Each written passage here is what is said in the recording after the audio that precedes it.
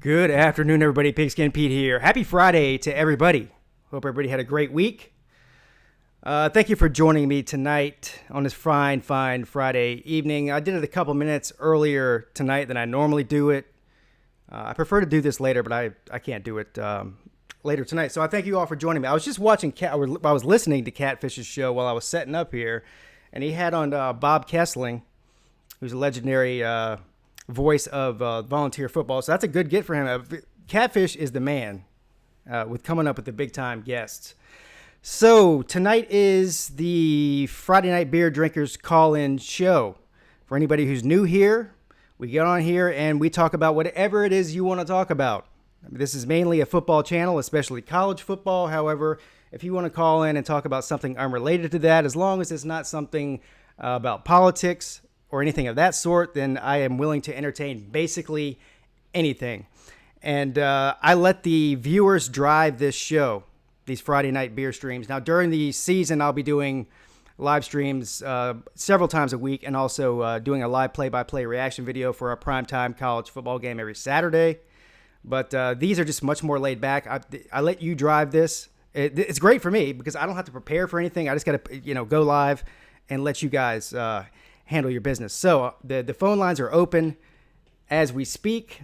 The number is 855-902-9368.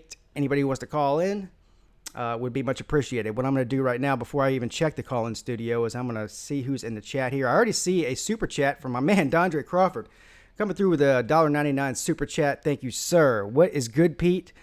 Everything's good, sir. Ryan Stanfield in the house. Ryan, it's good to see you here. Anytime you show up, it's a good day, sir. Tiger Nation, my man, George. Tiger Nate.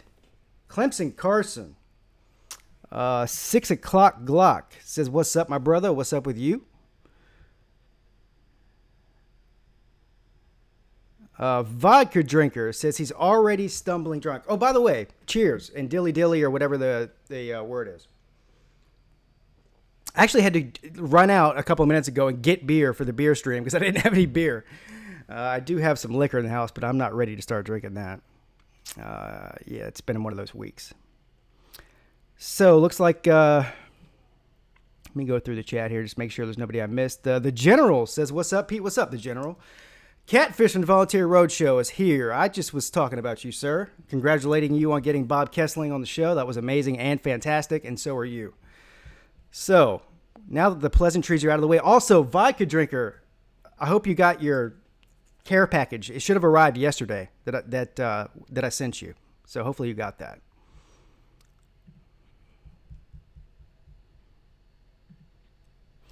All right, looks like I got somebody on the line here. Let me hold on a second here.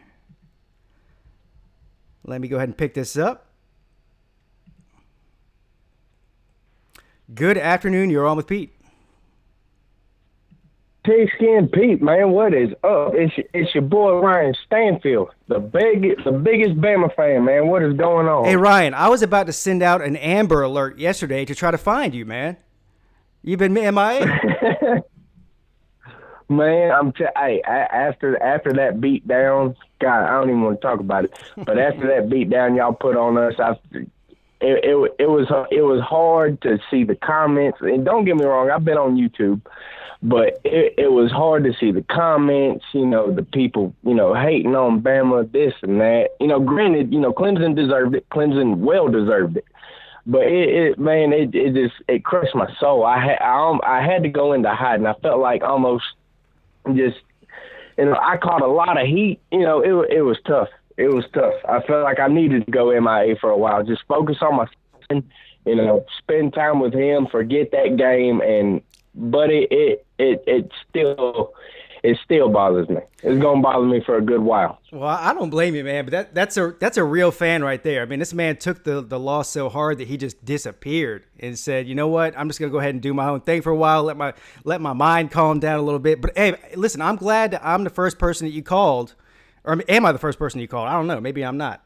If I am. Oh man, you are. You're the first person, man. Very first. All right. Well, then I'm honored, man. So. Before we talk about football, if you do want to talk about football, but before we do that, I want to ask you, So how's your little boy doing?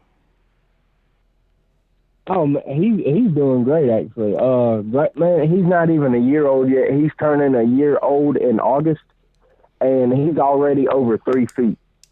Already over 3 feet. Like he's not really big. Like he's skinny, but he is long as hell. He's long. He is long, Pete. Damn. You might want to stop feeding him whatever you're feeding him, man, because he's going to end up being no, hold on now. That's all JC. I'll play with him, wrestle with him, give him a bath, do this and that. But JC's the one that feeds him. It like 4 months, 5 months. We've all like JC. Well, when I say we, I mean JC. But JC's already like been feeding them potatoes, carrot, all that good stuff. And it's not baby food. Like she's actually cooking like the meals for him and everything. And he doesn't even have any teeth, but he's like chewing it. It's crazy how this boy works. Hey, you keep feeding him like that, man. He might end up playing for Alabama one day. You never know. Hey, I swear my luck, the way my luck's been going, Pete, like he'll be one of those top players or whatever if I'm lucky. And man, regardless of what team he played for, if he went D1, I would be proud. I'm proud now of him, but like I'm just, as a parent, if your kid goes D1, that's a big, step. But my luck would be, he'd be on ESPN. You got Alabama, Clemson, Georgia, Florida, all the big teams. And I'm thinking he's going to Alabama. Me and JC are wearing, well, she's an Auburn fan, so she's going to wear an Auburn shirt. I'll wear my Bama shirt and all of a sudden he picks that purple and orange hat. Oh my God, Pete, that would be my luck. My luck. Hey, I've actually had several people, ask me that on YouTube. Be like, "Oh, what if your son ends up going to South Carolina?" I'm like, "Well, what kind of question is that, man? Do you think I'm just gonna not support my son? I mean, come on now, this is just football." Exactly. I mean, come on. Exactly. But even though I'm a Bama fan, man, to be honest with you, if he did go to Clemson, I'd be wearing purple and orange every Saturday. Hey, I tell him like this. I tell him I'll be a Gamecock fan for 4 years. Then I'll be back to being a Clemson fan again. There you go. That's a better way to put it. Yeah, man. So keeping with the theme, because I don't think I've had an Alabama fan call in here in the past couple of months. So, I mean, listen. I don't think so either. Yeah, so the ESPN rankings came out today, and we know these preseason rankings don't mean jack, right? I mean, you had the Athlon Sports one. I think the 24/7 Sports might have put out their own preseason ranking. Well, I mean, they all say something slightly different, but I guess it was today or yesterday the ESPN preseason top 25 came out, and some of the the Athlon Sports, they had Alabama number 1, Clemson number 2. The ESPN had Clemson number 1, Alabama number 2, and people keep messaging me and hit me up on Twitter and stuff and asking me what I think about it. I'm like, I don't think about it, quite honestly, because you could be. It don't matter where you rank before the season starts. You haven't even played one snap yet. I mean, it's completely irrelevant to the conversation. But so obviously, anybody with two brain cells to rub together, and anybody who's been watching college football for at least the past 5 years, probably you want to go back further than that, know that Clemson and Alabama are probably the preemptive favorite to get back to the title game. Now, nothing's put in stone, but where do you feel that Alabama has improved over the offseason since the title game, and where do you think that they've gotten worse, or if you think they have gotten worse anywhere? Well, going back to the preseason rankings or whatever, my answer is going to be leading up. But as far as I'm concerned, I mean, that Alabama, and I want not you, Pete, but the people listening in and everybody that thinks Alabama is so dominant, which they are, and Clemson is too. But ever since Nick Saban has been at Alabama, in my mind, as far as my memory serves me correct, Alabama has, under Nick Saban at least, Alabama has never taken a bigger ass whooping on the biggest stage of them all than what Clemson did to Bama back in January, if memory serves me correct. Yeah. As far as I'm concerned, Clemson should be number 1, Bama should be 2, and et cetera, et cetera. Well, technically, as Iowa State and as ESPN, it's Clemson and Bama, or Bama and however you want to put it. It's those two teams and the rest. That's it. for the past 3 or 4 years. Like it's been those two teams, and that is it. Yeah. And I want to ask you a question after I get through answering yours. I want to ask you a question, but trying to answer your question. Bama, we're fine on offense. I don't think we'll have no worries. I mean, as far as Jalen Hurts, transferring to Oklahoma, I hope he has the best season. I hope he has the most successful season. If we played him, well, we're not going to play them in the regular season, obviously, but if we made it to the playoffs again and they made it to the playoffs in Oklahoma and we played them again and Oklahoma even beat it, man, no hard feelings. Jalen did his thing at Bama and he's going to do his thing at Oklahoma. So no hard feelings there. But as far as, moving on with the offense, we got most of our players back. All our wide receivers are juniors now with Jerry Jeudy, Henry Ruggs, and a couple others. I think the only one that I know that's not a junior is Jalen Waddle. Mm-hmm. But I think he's going to be a sophomore this year. But other than that, we're pretty set on offense. I look to, score a lot of points this season and have the offense going. But, again, defense is what I'm worried about. And I think Nick Saban said it in the interview one time. I don't think he's really worried about his defense because he's a defensive type of guy, so I know they'll be somewhat ready. But, we had a lot of players, go declare for the NFL draft more than we expected, like Mack Wilson and, everybody else. Well, not everybody, but most our players. So it's I feel like we're going to be weaker, actually, than last year on defense. I mean, we'll be the defense that bends but doesn't break. But if we play like powerhouse team like Clemson or the other big school, we could be exposed to getting a beating. Yeah. Not offensively, but defensively, it would be the lost cause.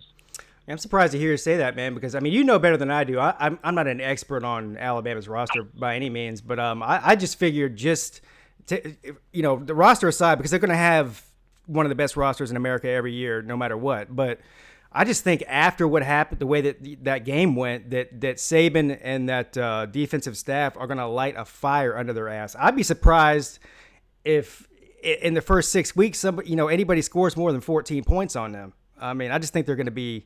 Hey, Pete. Yeah. Pete, I'm not trying to. Sorry to cut you off. Not trying to cut you off. But my older brother, he's a vendor. He does vending work. He stocks chips for a living. But on the side, for some extra money, he'll ref high school games. But he got invited, and he's been doing it for quite some time now. He ain't been doing it for a long time, but probably for about 2, 3 years.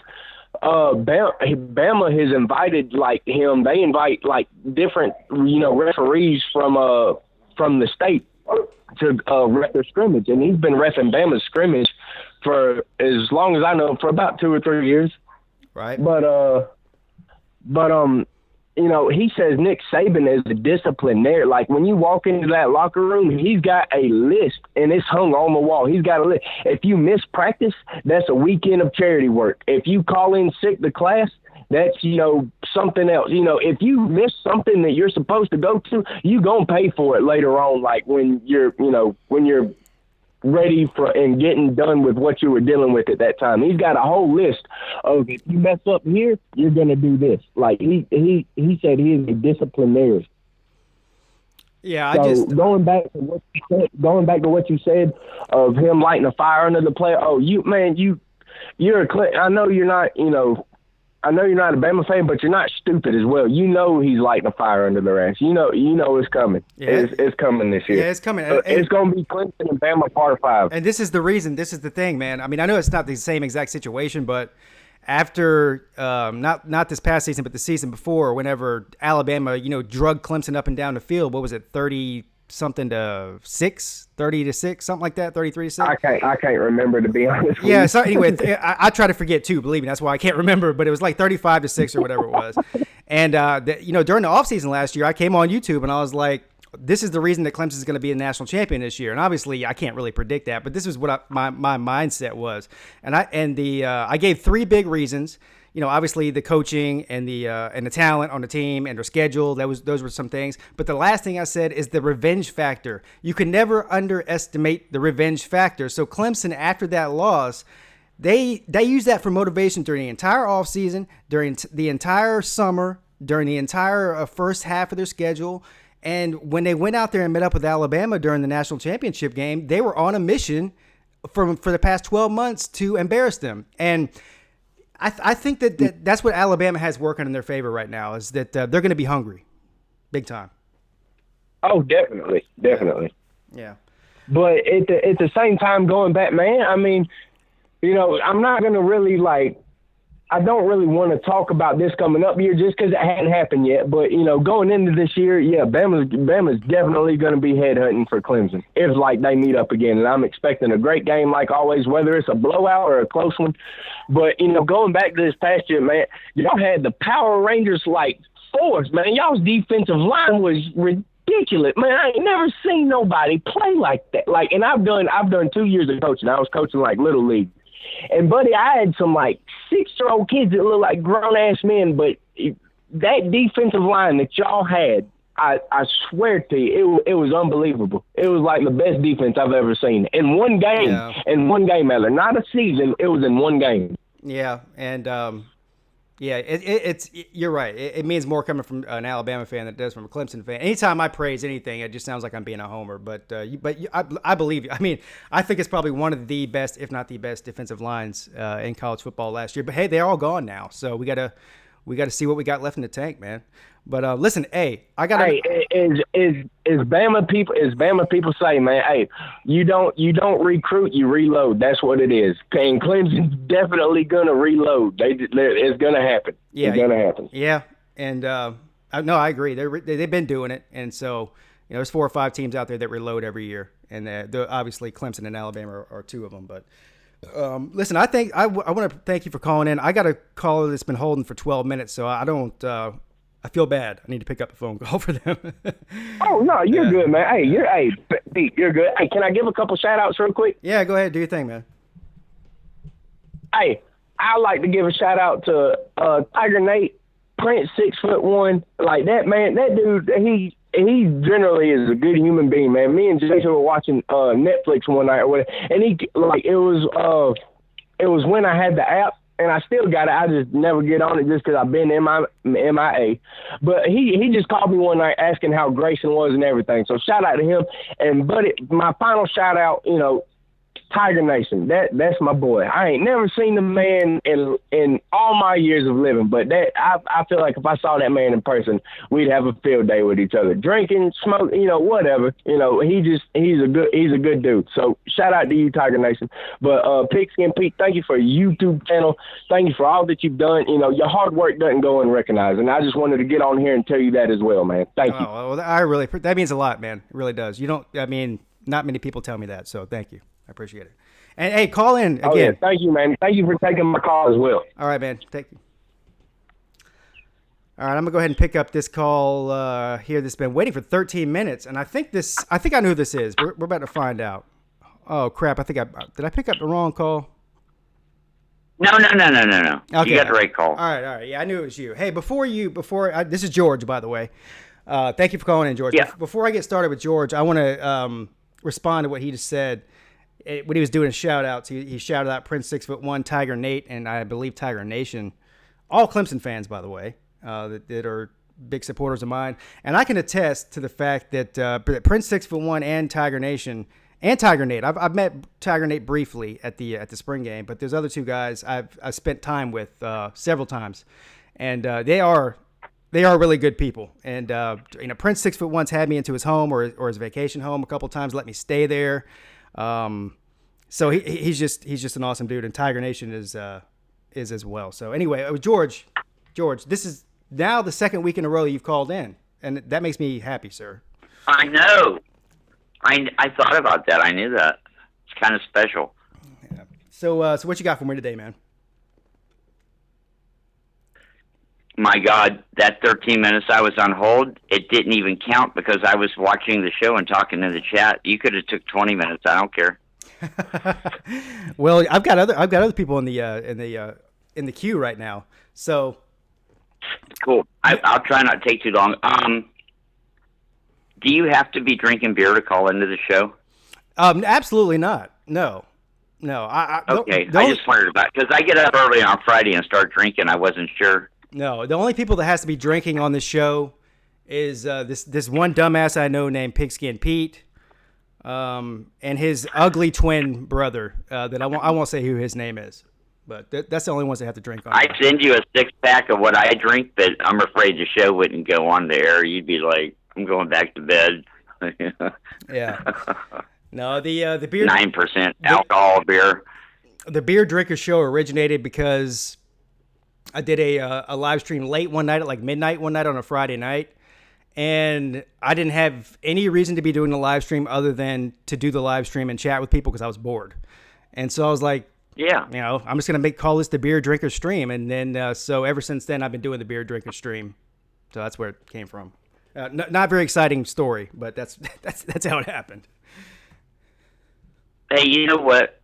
It's really great, the college football thing, even though Clemson and Alabama seem dominant, and they are. As long as you're on the periphery, like Florida, they rank them at 8, Athlon and whatever, Lindy's. It's so much fun because a sneaker can always get in there, blah, blah, blah. Right. I can't wait 84 days, and we can just revel in it. Yeah, so while I have you on the line, man, I do want to mention this because when I was looking at that ESPN early season top 25 list that came out, one of the problems I had with it, and again, I don't really have a problem with it because I could care less about the preseason rankings. They don't mean anything. But one of the things that did surprise me was that Florida was ranked number 8.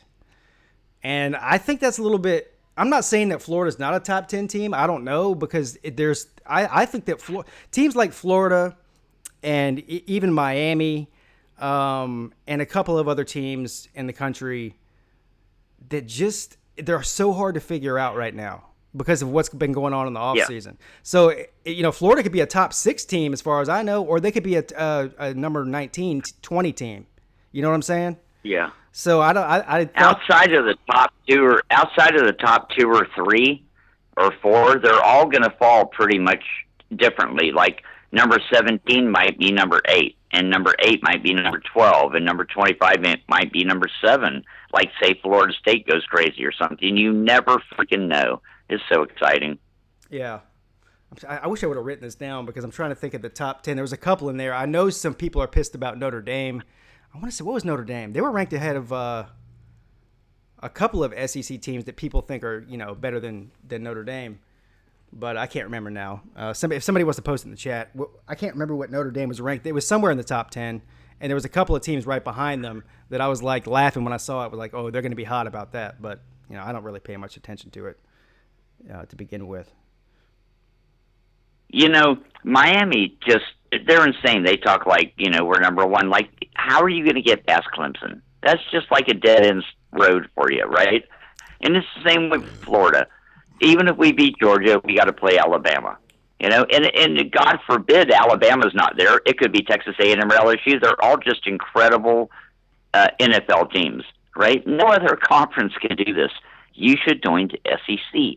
Come over here with us, please. I beg of you. Yeah. Come play real football every week, Yeah, before I let you go, because I'm getting blown up on the phone lines here, but before I let you go, you gotta go. Yeah, no, I just want to say this though. Because you brought up a good point. When people, this is something I hear a lot, that, Clemson's great now. They need to join the SEC. Or anytime a team's great, the, fans from the SEC need to say they need to leave that crappy conference and come to the SEC. And I get that mentality because you want the conference to be even stronger and all that. But these are the same people that complain about having to play great teams every week, and that's the reason they don't get into the playoffs. So you can't have it both ways, right? So do you want to play? Do these people? I know. I mean, does South Carolina and Georgia and Florida and Tennessee, do they really want to play Clemson every year? Because they're always screaming about Clemson needs to join the SEC. But I think if it came down to it, they don't want to play Clemson every year because they're already playing their SEC schedule. So I think it's a lot of lip service. But I do understand. What it comes. Listen, you don't have to join the SEC. You are an SEC team, period. You are. You have a Florida defense. You have an Alabama defense. This ain't even no joke. You have a LSU defense. You are DBU. You're everything. You're receiver, you, quarterback, you, running back, you. You got it going on. Well, Well, I won't disagree with you there, except that I would say that we have a Clemson defense and a Clemson offense, which I would take over. I predict Clemson for the title game versus somebody else. I said that on the chat. It'll be Clemson versus a wild card. It's like, I think you're going to make it as long as Trevor Lawrence stays healthy. If we play anybody other than Alabama in the playoffs or the national championship game, any other SEC team, I guess I should say, I'm going to say it's going to be. I know you don't want to hear this, but I'm picking Georgia for that. But it could be. No, listen. I don't even mind seeing Alabama Clemson one more time. I don't think it's boring at all. Yeah. I never get tired of it. So. Yeah. All right, man. Yeah, I want to see you beat Nick Saban. I want to see you beat Nick Saban again. I don't know. He's pretty crafty, little guy. I'm sure you do. All right, George. See you later, man. Thanks for calling in, man. Appreciate it. All right. So this next call, I believe, is DeAndre Crawford, and there's another one that's been on hold after him. I'll get to you in just a second, sir, if you can hold tight. It looks like he wants to talk about top 25 football. So I do want to talk about that, but let me get to DeAndre real quick. Good afternoon. You're on with Pete. What's up, Pete? What's up? What's up, Pete? How you doing, man? Hey, I'm amazing and fantastic, but you already knew that, though. Yes, sir. You certainly are. Yeah. I look at some of the Alabama channels and stuff, and I think it's called Tide, ESPN, or something. I don't know. Oh. They were talking about how. Yeah, I know who you're talking about. Yeah, he was talking about how Clemson fans want Alabama fans to bow down to him. I said, nah, Alabama's a great program. But what I have an issue with Alabama fans, and it's not all of them, because some of them don't do it, is like go back and say, well, we had to play Oklahoma. The year that Clemson lost to Alabama when it was 14-0, I might be a beer-drinking Florida fan. What's up? That's a good team. Hello? Yeah, sorry, I don't know. I just heard George on there for a minute. I don't know where that came from. Yeah. Miami has a 0% chance of beating Florida. You hear that? He got into your system. Yeah. What in the hell? But anyway, I don't know what happened. But I was just saying that I don't think that. I think in what was that 2015 when Clemson lost to Alabama for the national championship? Yeah, the first one. Yeah. I would like to know how that game went if Mike Williams would have played and Sean Alexander and Lawson didn't get hurt. I think Clemson went for the onside kick. I think a Clemson team that was kind of beat up would have beat Alabama. Well, and we were talking about the double kick. I mean, there's a bunch of plays in that game that you could really pick, cherry pick. Obviously, the onside kick was huge, right? But that touchdown pass to O.J. Howard was a busted coverage on Clemson's part, and that was the beginning of the end. Like after that O.J. Howard touchdown for Alabama, that was Clemson it was going to take nothing less than a minor miracle to come back from that. But there's a bunch of plays in that game that you can go back to. Yeah. Yeah, and that's right when Alexander went out. It's amazing. I'm surprised I don't watch Minnesota football, so I don't know if Alexander's still in the league or not. But I remember he was one of the best cornerbacks to come out of college. And Shaq Lawson, I know he hasn't done absolutely nothing with Buffalo. So I hope they both get it together. I'm not a Buffalo Bills fan, but I know Shaq Lawson hasn't had much success with Buffalo. Hey, I don't follow Buffalo football. The Buffalo Bills. Hey, the Buffalo Bills are where Clemson Tigers go to destroy their careers, man. Good God. I mean, they made Sammy Watkins look like a bad receiver while he was there, and then as soon as he left out of there after a few years, now he's been great. I mean, no disrespect to Buffalo. If any Buffalo fans are watching this, listen, I got a Buffalo jersey, Sammy Watkins Buffalo Bills jersey that I wear all the time, actually.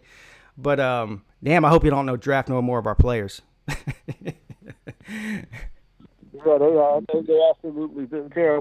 But this year, I don't know outside of Pickens and the two defensive ends, Xavier Henry and I forgot the kid out of Winston-Salem, North Carolina. KJ Henry and Xavier Thomas. Yeah. Everybody keeps saying Clemson's damn lane, but I'm like, Xavier was one of the three players in the country behind Lawson and what's my other guy named Fields. He was the number one defensive player behind them two. And I think Henry was the number 10 defensive end player. So I don't see having a drop off. And they got Kelly and Jordan and all them other guys. I just don't think we have a chance to see them play. Well, we have now. Pickens is going to be really good. Oh yeah, no, we don't we don't lack talent on the defensive line. We just lack experience. That's all, and definitely not talent. I remember the year. Remember we had Beasley, Stephon Anthony, and I think the year after Grady all Jarrett them left, that's what was yeah. We were explosive. I think we lost 8 people off the defense, and only had 3 returning starters, and Venables had those guys going. Yeah, that was back when. that was back when we were really good in the first string, but we didn't have the elite depth that we've had. That we've gained over the past few years. So yeah. Yeah, so I think Clemson's going to be really loaded this next coming up couple of years. So everybody's sitting there talking about, they lost all these defensive players. I don't think they really see the recruiting Clemson did because that class last year wasn't up there. Well, they're going to know all about Xavier Thomas come this next year. If you don't know who he is by now, you'll know about him. When is the first game? August 31st, September 1st, whatever it is. By September 14th, everybody in the country will know who Xavier Thomas is. Everybody in Clemson already knows who he is, but I believe that he's going to be the best defensive lineman in college football next year. And I know there's a bunch of other great ones out there. I'm not putting anybody else down. I'm just telling you, this guy has first overall pick even type of talent written all over him. He's a freak of an athlete. A freak. Yeah, because a lot of people compare him to Clowney, but Clowney didn't have. Very similar. He's the same type of character Clowney is. I think that. I think he got the height Clowney has. Yeah, no, he's got the power that Clowney has, but he's actually faster than Clowney. Right. He's a scary dude, man. He's a beast. Well, man, I'll let you talk to the other people, man. I just wanted to call in and tell you that. Hey, thank you for calling in, and thank you for the super chat too, and thank you for all your support all the time, man. I appreciate it. Yeah, man. I wish I could catch your show more, but I don't know why I miss you and Bobby's show all the time, man. It makes me upset. Hey, I like Bart, but I like y'all too. No, you've been catching it the past couple weeks. You good? Oh, okay. All right, man. You take care. All right, thank you, man. There you have it, folks. That's DeAndre Crawford. This guy, whoever this guy is the MVP, and he's also amazing and fantastic. He's been holding on for 9 minutes now, and it looks like he wants to talk about the top 25, so I'm going to go ahead and pick that up. Good afternoon. You're on with Pete. You may not recognize me without me screaming to the top of my voice. Well, I saw the name in the, you know how you say your name? I saw the name in the queue, but I thought it might have been you, but you also have another name. So it didn't say Bobby Durkins. It said your real name. So I wasn't going to broadcast that, but. Yeah. At first I was going to call in as my favorite redneck, but I didn't. Man, I caught your show, and I've turned on notifications, dude, for every time your show comes on, and I didn't get one. So I was sitting here at the house with my family, and I said, I bet you he's doing a show right now. And I turned on, and there you were. But glad to get to call in. Dude, I'll make it fast because I know you have other people holding everything. But well, I don't right now. I was walking through. You're the guy. You're the guy, so don't disappoint me. Okay, we're friends enough. You can tell me when to shut up. Yeah, I'll definitely. No, say what? I said definitely. Yeah, I'll let you know when to shut up. Yeah, by all means. And if you successfully do that, my wife will want to contract you out to tell me when to shut up as well. No, I tell you this. I totally about. Of course, it's my alter ego, Bobby Durkins. But I'm walking a local grocery store. I'm fortunate enough to literally have a grocery store 0.2 of a mile from my house. I go in there the other day to go pick up some coffee, pick up some milk, and I see their magazine section. And, of course, on the front of Athlon, there's Trevor, smiling like the champion he is. And then right beside it is Street and Smith. I mean, they are literally side by side. So the tweet I took, of course, I focused in more, but it was literally side by side. And it says top 10 football, and there's Alabama at number 1, and there's Clemson at number 2. And I'm sitting there shaking. First of all, I know preseason polls mean nothing, Pete. You and I both know that. Yeah. We know it. I mean, for all the really young viewers of this show, I hate to tell you, but the Arizona Wildcats back in the early to mid-1990s was ranked in the top 10 and top 5 repetitively over and over. And they never actually reached that level of football. Yeah. They continue to get the living crap beat out of them. Okay, so preseason polls I know means absolutely nothing. But after you sat and you watched Clemson absolutely emasculate Alabama, and yes, I know they lost the defensive line, but dear Lord, do you know who they have coming back? That's the question. And then I come back to this, Pete, that we have the longest tenured coaching staff between Bama and most everybody who's a contender right now. And yes, for some reason, I just think that some of these brains that's out there who's putting these magazines together, they go, "Hey, Dave, who do you think we ought to put at number 1? I don't feel like, man, I didn't sleep good last night. I know the project was due today. Just put Alabama there, and we'll just flip a corner." That's what I feel like happened, because I'm sitting there staring going, Alabama? That's hilarious. That is flipping hilarious to me that you guys would put Alabama back at number 1. And I know who they have returning, but I also know the coaching staff that left. And for anybody out there who has ever thought about coaching, which I coach my son's little league team and so on, I'm going to tell you this.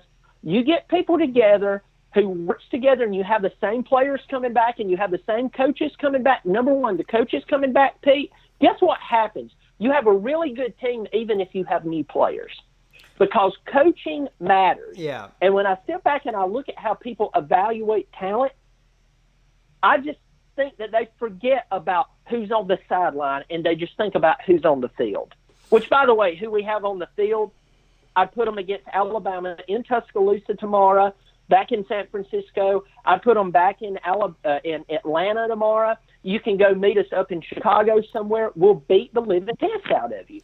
I'm just sick and tired of this.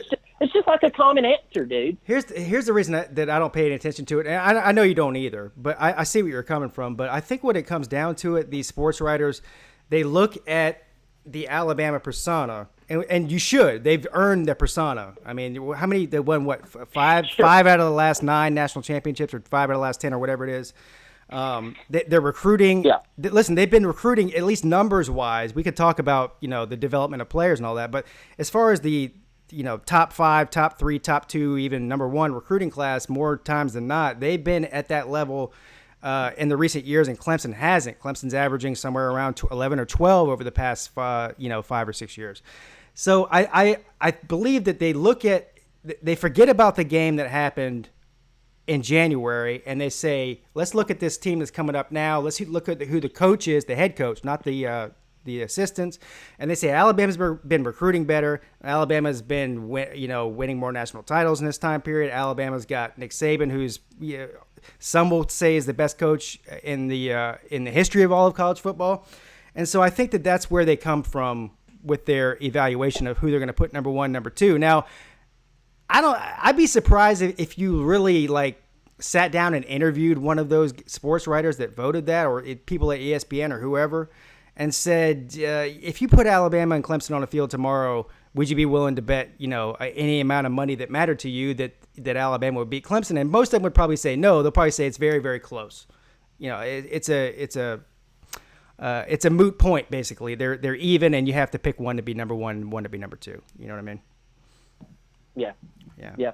And you know, you're definitely right. It's to me, for me as a Clemson fan, I'm sitting here going, you and I and Clemson fans, and then of course people who, you know, they really don't have a problem with Clemson, but you know they're fans of other schools, you know, and I understand that, you know, they really didn't have a problem with it. And then of course there's the ABC fans, anybody but Clemson fans that's out there, namely down in South Carolina and their spawn.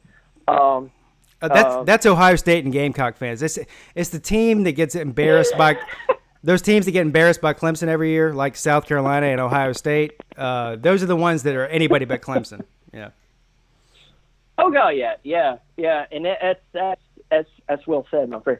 I mean, that's 100% right. But I mean, you think about those two programs right there. Anyway, but there's, you know, back in, you know, the day after the national championship, we saw the reaction of every major sports writer and every major sports personality. After the game, and then the next day was telltale, because you could see people sitting there basically having to say, you know what, I've been flying by the seat of my pants. I don't even analyze games anymore. I just go, Nick Saban, Alabama equals wins. I don't even look at the other team. Mm-hmm. I don't even care who they have playing for them. This is it. This is how I analyze. So if for instance, you were to sneak Bill Belichick and the Patriots out there in another uniform, they wouldn't even take the time to look at them. They wouldn't even take the time to use their brain. They would go out. You know what they would say? They would. They would say, Bill Belichick, what business does he have coaching football? This guy never played football at a high level before. Come on, man. This guy doesn't know what he's doing. Yeah. Exactly. They wouldn't even pay attention to him. And you'd have Stephen A. Smith yelling like he always does, which is just, I mean, somebody give him a Xanax or something. And and then the very next day, the loss was not only so dominant, it was so bad that they had to sit there and just in humiliation go, yeah, not only were we wrong, this exposes that we don't even pay attention anymore. We don't even pay attention anymore to talent. We don't even pay attention. We don't even try to analyze and see if we can see something that's there. We have just literally surrendered our verbiage to Alabama's going to win this no matter what. That's what they do. So it was really nice. So we fast forward. Alabama's earned that right, I think, though. I do. I think to a point, yes. They've earned it just based on their recent history. I'm not saying. I mean, look, here's the way. These sports writers, they have to.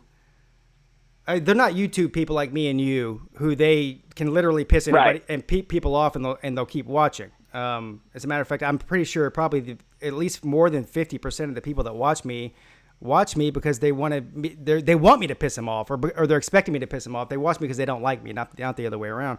But when it comes to selling magazines, it's not that way. When it comes to selling magazines, you do have to the average person who might buy the magazine who's not a diehard college football fan, they need to make sure that this person is willing to buy the magazine again, because otherwise they might think this guy's a complete idiot, and they're just like, I'm not going to buy that again. It's just a different ball game between the mainstream media and what we do. Yeah.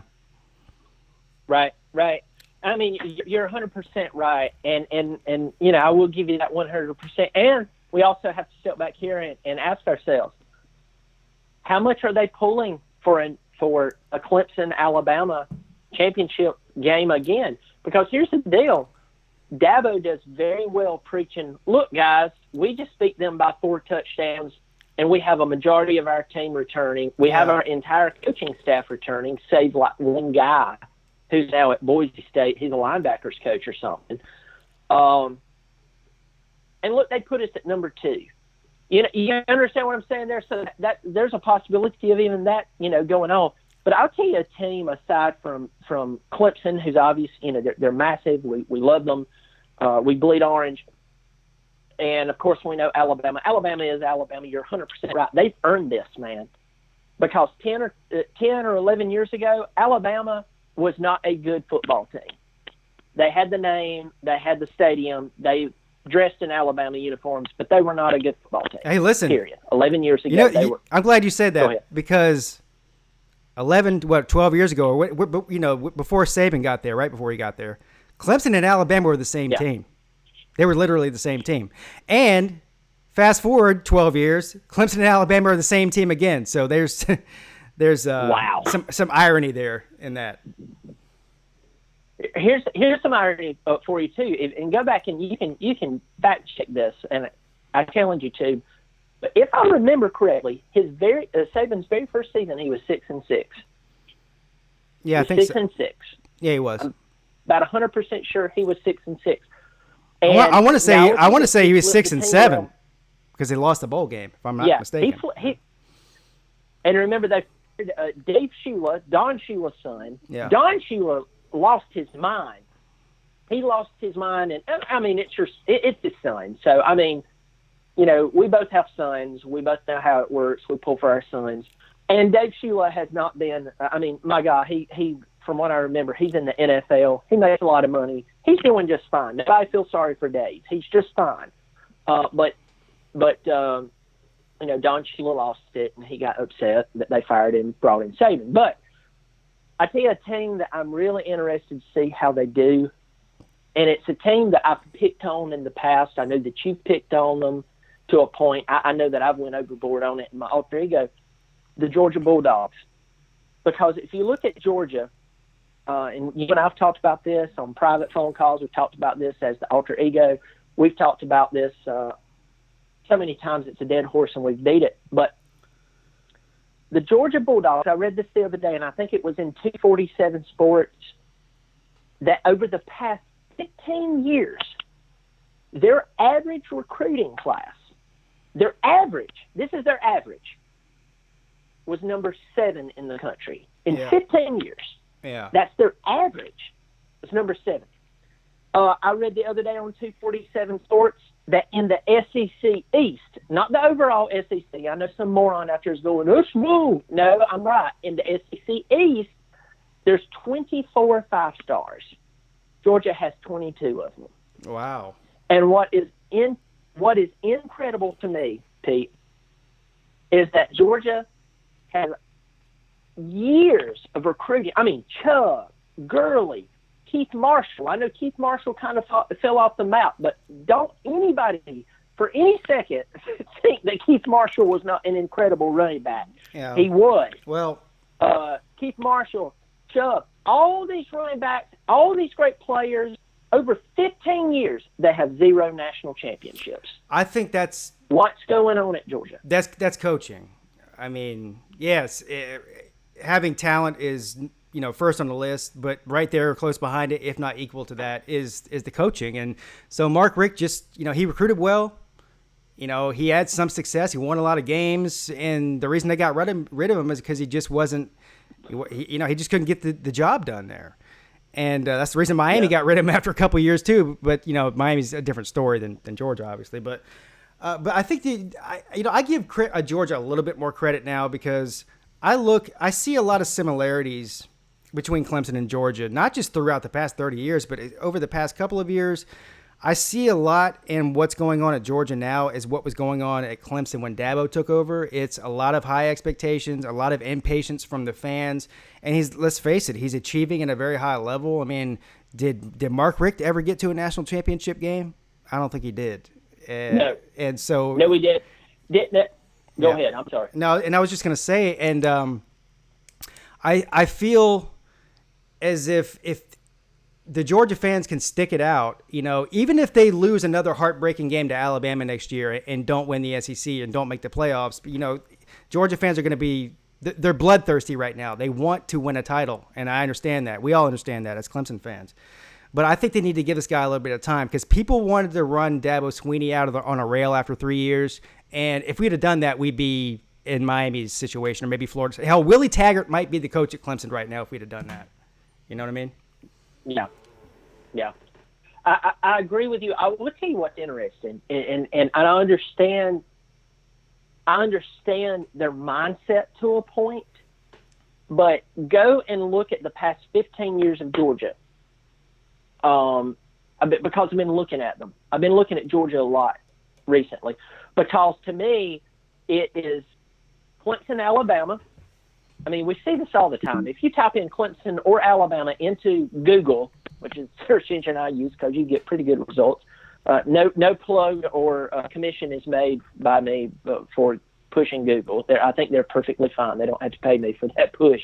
But I'm just saying, you go in there and you type in Clemson football, you type in Alabama football, and you're going to find one or the other in there. Like you know what I'm saying? Yeah. You're going to see it's Clemson, Alabama, and the rest of them.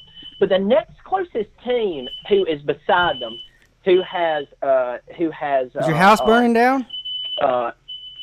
It's downstairs, but our alarm is actually quite sensitive. Oh, so that sounds like you can light a match and it goes off. Is that your fire alarm? I might have to move down there with you. No. I set my fire alarm off last night cooking some fish on the stove. So I feel we're cooking a pizza. She's cooking a pizza right now, and she's actually a really, really good cook. But go back to this thing. Aside from me burning down my home and we end up having to move in with you. The thing is, the next closest team to me is Georgia. Talent. Yeah. The buzz in Athens. If anybody's ever been to Athens, Georgia, and you didn't like it, there's probably something wrong with you, or you're a Florida Gator, and it's just like, I don't like them because. Yeah. I mean, Athens is a cool place. It really is. And just to kind of sum up everything, the talent. Kirby is a former player. He's alumni. Mm-hmm. I mean, they've done well. But I will tell you this, what I think, and of course, as a Clemson fan, all I care about is Clemson. But the one thing that I do look at with Georgia is we saw the reaction after the Sugar Bowl loss. Okay? I understand that they felt like they got left out. No, Georgia, you didn't get left out. I wouldn't want to hear this as a Clemson fan, but sometimes the truth sucks, but it's the truth. You didn't get left out. Right. No, they had you ended up where you ended up all on your own. But think about this, Pete. They didn't win their conference, and they had 2 losses. So I mean, it is what it is. Yeah. So here's the thing, man. Look at this. Go pull up right now. Google Georgia football past 15 years. Aside from the national championship 2 years ago, coming up on 2 years, and that Rose Bowl playoff game, the highest bowl that they got to, aside from that playoff appearance, was the Sugar Bowl twice before. Yeah. Right. So what they did in a year that was a letdown was actually the highest accomplishment that they had in the past 14 years.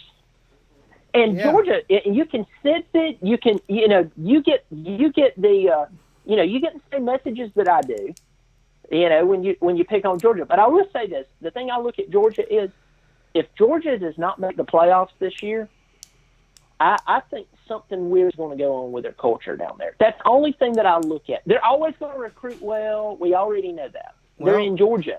They're the state school. We'll see. I mean, I don't know. Maybe Georgia will be the next state for legal marijuana after all the players are getting busted for that. But that's a great segue.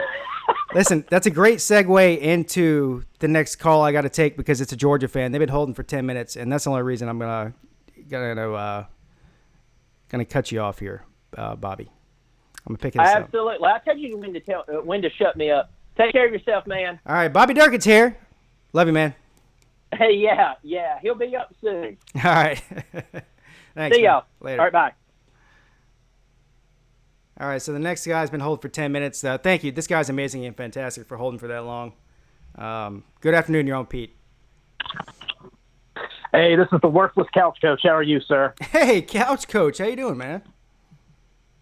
Hey, doing excellent. I appreciate all the feedback on my Georgia Bulldogs there. No, listen, I appreciate you calling in. I don't think you've called in before.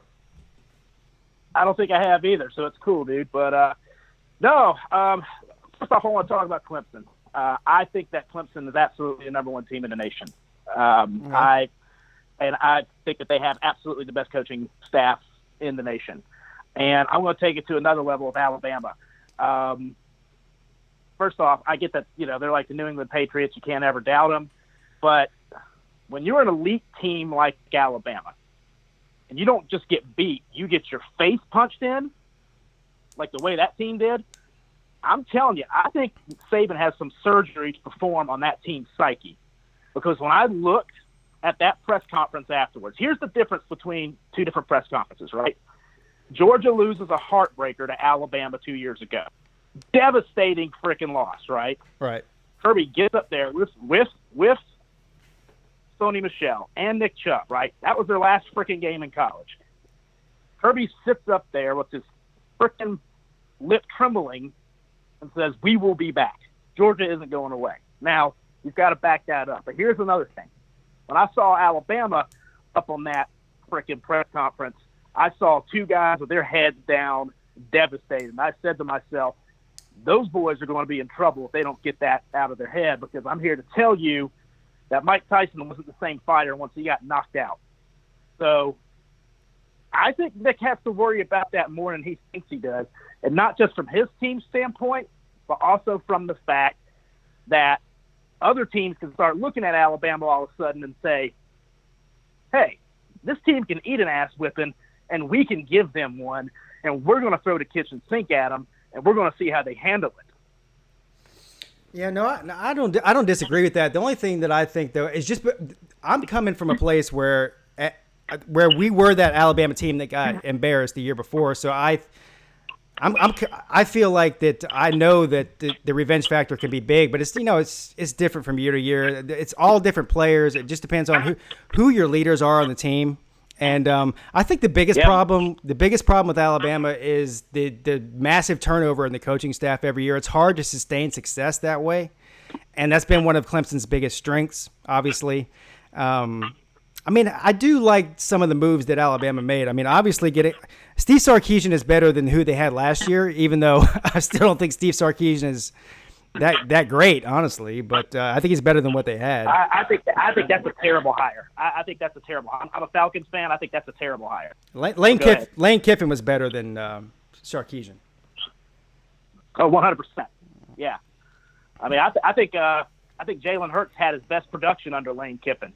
Yeah, he did. So, yeah. But anyway, as far as Georgia, look, here's what it comes down to us. We have the talent. I love our offensive line. If you have a great offensive line, you got some guys in the trenches there that can really move and shake, you got a chance to be a good football team. And again, being a Falcons fan, I've seen enough great skill players on the Falcons team absolutely go to hell because our offensive line has been horrible.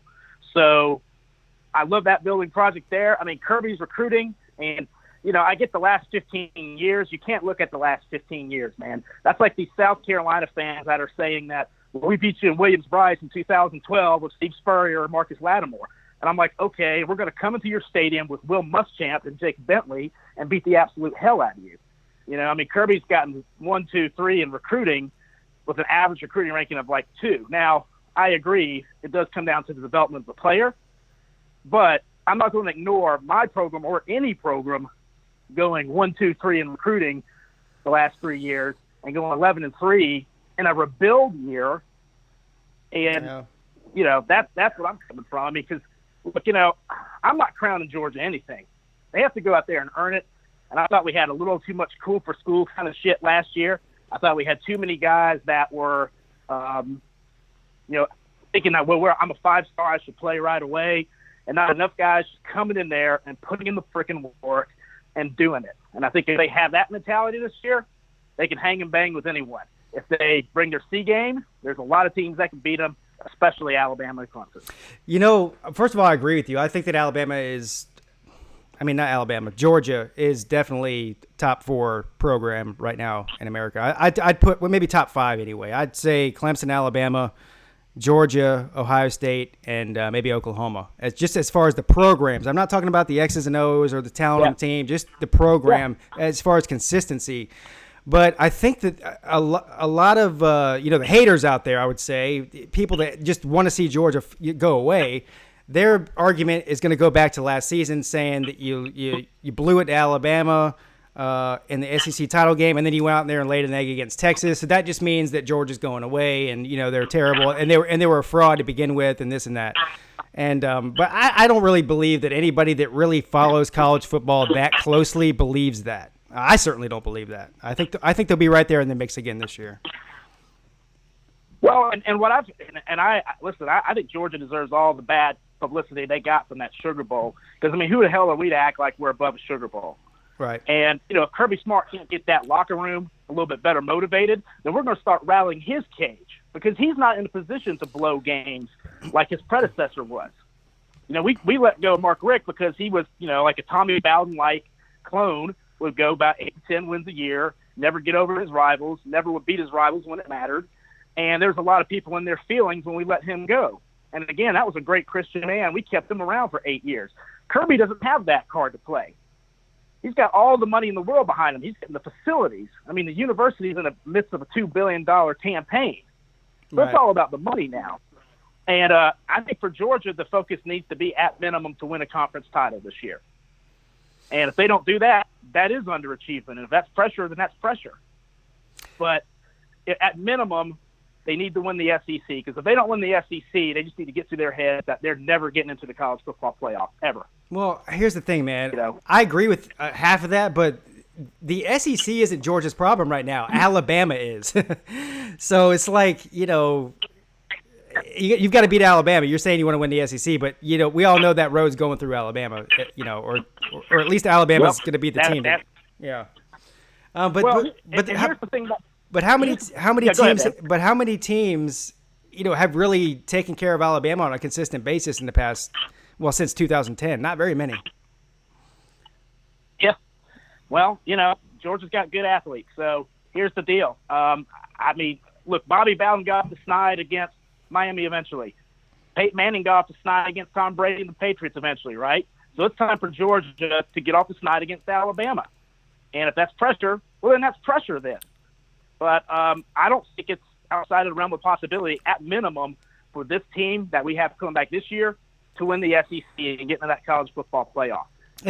Anything less than that is underachievement. It's certainly possible, but let's say that you have a similar situation this coming year that you had last year. Let's say Georgia runs through the East and they get back to Atlanta and they lose another close game to Alabama and they get left out of the playoffs. You're not going to be ready to. I know, but you can't lose 3 in a row like that. You personally, though, how would you feel about him being on the hot seat? Oh, I think it's one thing to lose to Alabama. If they beat us 27-17 and they just make more plays, it's another. But when you dominate them for 3 quarters, you should close in the 4th. That's the issue. So, to me, a lot of Georgia fans are like, what's the personnel issue with Georgia? We don't have a quarterback. We don't have a secondary. I think it's a mentality, man. You got to go out there and just make plays. So that's the expectation. Kirby wasn't brought in here to beat up on the Floridas and the Tennessees and all that kind of stuff. He knows he has to beat Alabama. So, again, who knows if we play Alabama this year? I wouldn't underestimate some of these other guys coming out of the West. So that's true. They're not on our schedule. We got to play who we can play. So what year is this? Is this Kirby's third or fourth year as head coach? This is his 4th year. All right. Here's the thing about Georgia. Here's the thing, man. I've explained this to other Georgia fans, and I think you've mentioned this before. The way I feel about how Kirby has built this program is like how I felt when the Braves got Greg Maddux and added him to a rotation with John Smoltz and Tom Glavine. I'm like, when we put that pitching staff together, I'm like, that group will win a World Series. It's just a question of, can they win a couple? Right. So I kind of feel that way with Kirby. I think eventually he's going to get a title. It wouldn't shock me if it's during the kind of year where no one really expects him to do it, though, Like it could be like a Tennessee kind of year where they kind of come out of nowhere or something, and after Peyton Manning leaves or something like that. I could see it being like that, and I can also see it being the kind of thing where, Georgia gets in there maybe at number 4 with the white jerseys on, and just goes on a run like as that kind of fourth team or whatever. That's just my gut reaction to it, but we'll see. My personal projection, and I've said this on video before, and I'm about to get off the phone here in a second, but I want to end it with this. So my personal projection is that Georgia will win a national championship in the next 5 years, as long as Kirby's there. If they fire him after next season or the season after that, then I retract my prediction. But as long as Kirby's there, I believe that Georgia will win a national championship in the next 5 years. And I don't think they're going to do it with Fromm. So there's going to be a guy that either comes after him or a couple of years after him that's going to have to fulfill that legacy. But you can sleep well knowing that I believe that Georgia's going to win a national championship, which probably means that they won't. Well, look, I'm not as low on Fromm as other guys, but I agree with you. I think I would have liked this team better if we didn't have them all going to the NFL or a guy transferring to Ohio State, that kind of thing. Yeah. If all those guys kind of came back, I feel like the team has a little bit more of that mojo. This team, I think they're very good.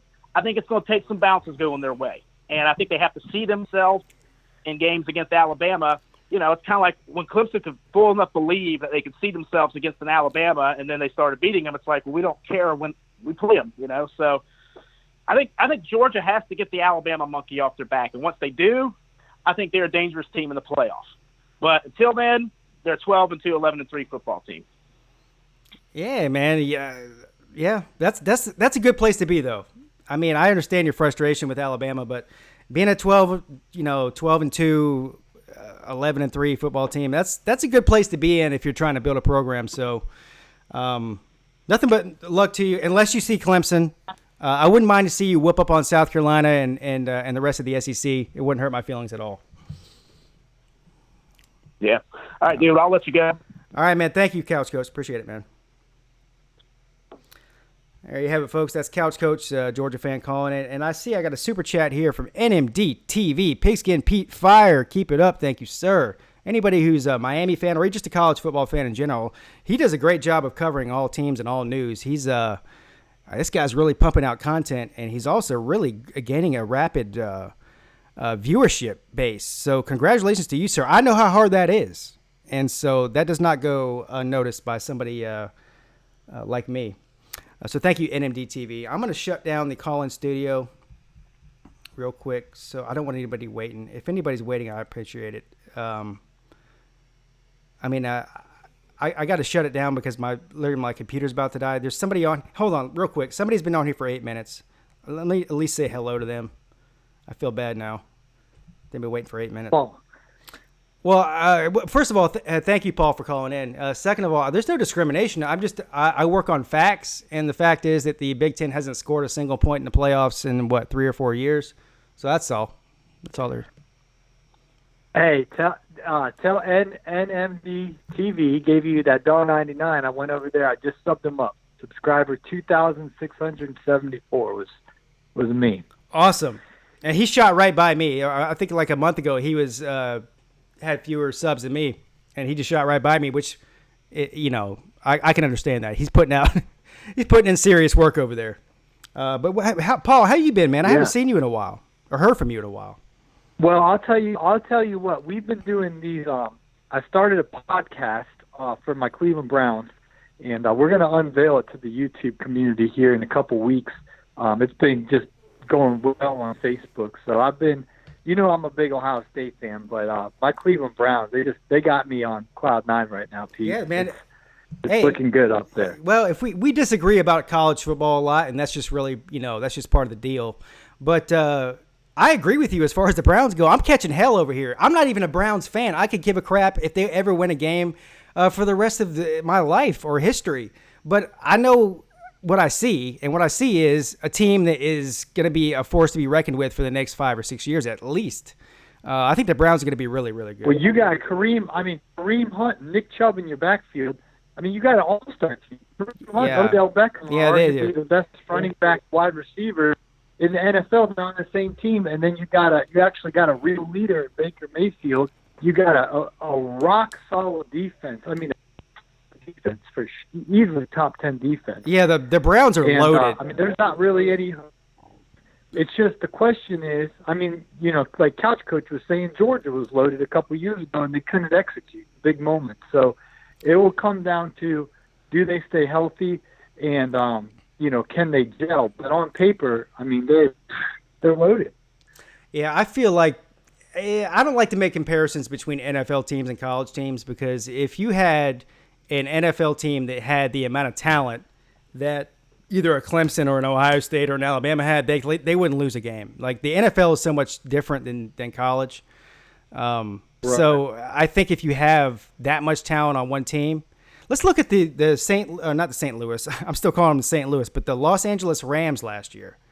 Before the season started, right. I was saying out, like screaming from the mountaintop, that they were going to be probably the best team in that conference, and everyone's like, "No, like, man, come on! They got Jared Goff. This guy, he hasn't been proven, and they've got all these new players. They're bringing in. They're trying to build some sort of dynasty team of all these problem players like Ndamukong Suh and Aqib Talib and all these people."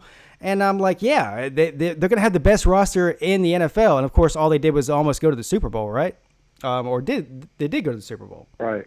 Yeah, and so I think that the Browns are sort of the Los Angeles Rams of last year. They're so loaded on both sides of the ball that anything less than at least making the AFC Championship will be a massive, massive disappointment for them. Well, to answer your question, I'll be back on YouTube, and I'll be doing some Ohio State stuff. I'm going to be doing a lot of Brown stuff. I got a co-host. She's a beautiful blonde. She was living over in Charleston, South Carolina, and she moved up to Myrtle Beach. She's my co-host. So you'll be seeing lots of us around the corner. Hey, you had me. You cutting that grass and making that cash. You had me at beautiful blonde, sir. Oh, she's fine. You'll like her. Well, hey, listen, man. Maybe you sounds like you like her a lot too. No, I got me a little Instagram model, so working on that. All right, listen. All right, hey Paul. Everybody go check Paul out.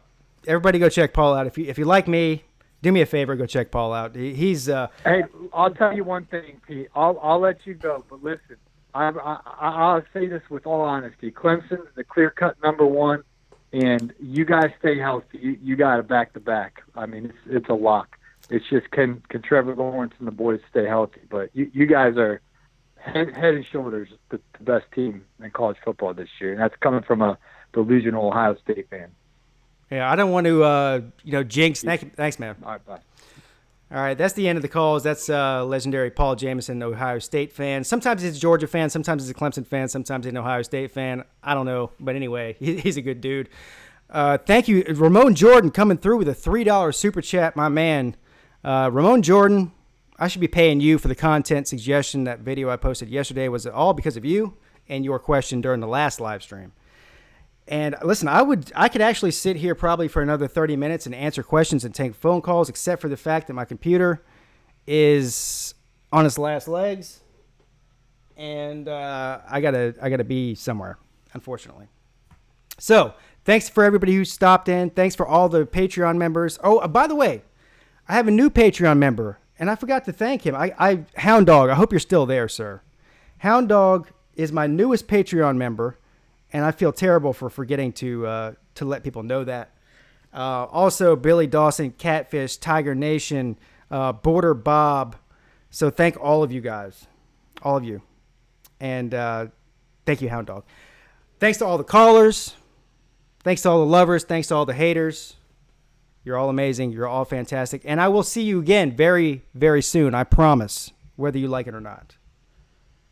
So there you have it, folks. Pigskin Pete checking out.